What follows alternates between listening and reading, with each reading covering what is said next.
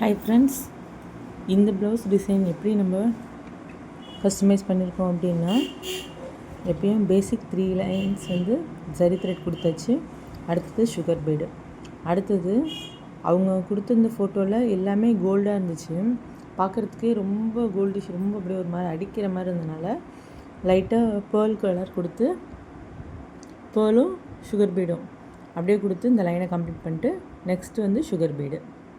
இந்த 3 லைன்ஸ்க்கு அப்புறம் 4 mm bead வந்து ஒரு ஹாஃப் இன்ச்சுக்கு 4 mm பீடு கொடுத்துட்டு அதை சுற்றி வந்து சுகர் பீட் கொடுத்து இந்த லைனை வந்து கம்ப்ளீட் பண்ணியிருக்கோம்.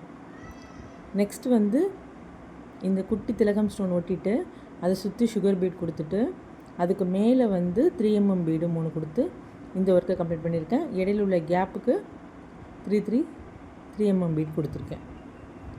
ஓவரால் லுக் இப்படி தான் இருக்குது.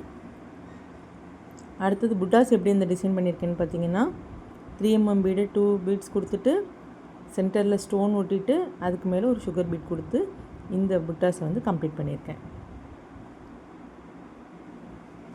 இதான் நெக் பார்ட்டு.